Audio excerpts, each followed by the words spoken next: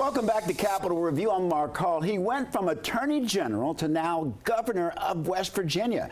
Joining Capitol Review is West Virginia Governor Patrick Morrisey. Governor, welcome. Nice to see you. It's great to be here. It's great to be here. Yeah. Hey, this is your first term, still early on, but talk about some of the things that you've accomplished that you're most proud of, or Absolutely. you want to accomplish. Well, look, we've been off to a pretty fast start, and we have a lot of cleanup work to do. So we went in, there were some big financial challenges. They spent a lot of the money that had come in, and we have to come and kind of restore fiscal responsibility back to the state. So we did that. There was a little bit of back and forth because I don't think people were used to this. Hey, we have to live within a budget, fiscally disciplined. The federal money wasn't coming in, but we were able to do a balanced budget at the outset and now set ourselves up to tackle the next few years ahead.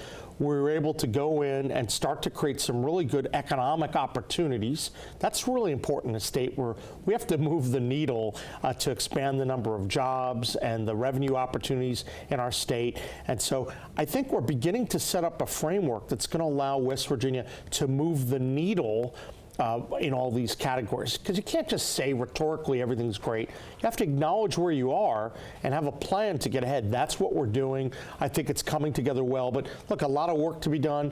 We have to lift up our standard of living. We have to grow educational attainment, continue to build out on our infrastructure, but be the state that competes much more effectively against all the states that we touch. That's what we're setting in place right now. That's what's beginning to happen. So I like the trajectory, but look, we're going to have work to do for years to make this happen. Talked about the importance of maybe removing soda from SNAP benefits. Yeah. That gained a lot of attention. Talk about what. Absolutely. So West Virginians right now, we have some of the toughest healthcare challenges in the country. When you look at obesity, you look at diabetes, you look at congestive heart failure, stroke, so much of it we think is avoidable if you can engage in prevention up front. And so one of the things we've talked about, we have 4 pillars of healthcare, is to try to first get the crap out of the food. So we made some initial changes, working with the state legislature on that. Second, we want to change SNAP so that soda is no longer an entitlement under SNAP. People could still get a soda if they want, but it's not an entitlement. And in lieu of that, there might be some other hot food opportunities and fresh food and looking at healthy bundles and things like that I think could be very, very positive. So we think this is just yet another step to move our state forward. We also kicked off this Mountaineer Mile, and something where people are going out and walking a mile a day. We have mile markers in our state parks and all across West Virginia. I've gotten out, so I think I'm 55, 56 days in a row of at least a mile. Usually we're averaging over 10,000 steps. So I think that's important for West Virginians to do. And look, if I can do it, and I may be able to shed a few pounds,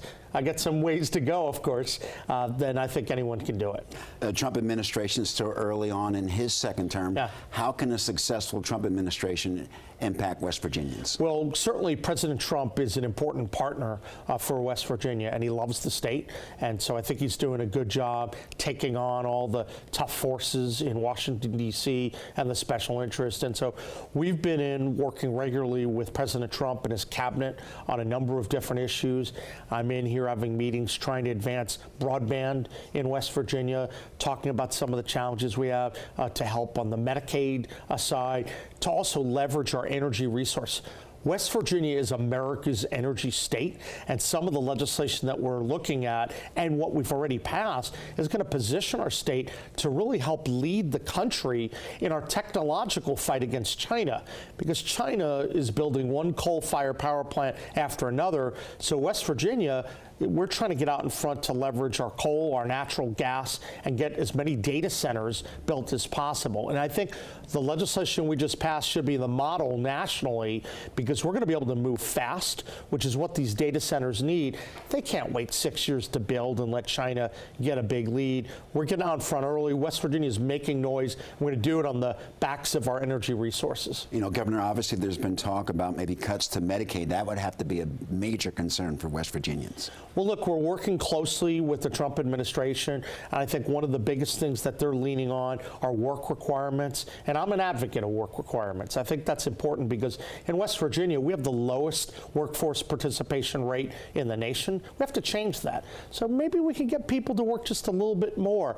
It may not be that everyone works all the 40 hours or 50 hours, but maybe you get some people starting out who haven't worked in a while, doing 20, 30 hours a week. But we need to get every able-bodied West Virginian and, quite frankly, American to work. So I think the work requirements piece is good. It needs to be advanced, and that's the kind of thing that we count on here, because these programs are never meant to just be, hey, take your check and go home. We want everyone to work. This is America.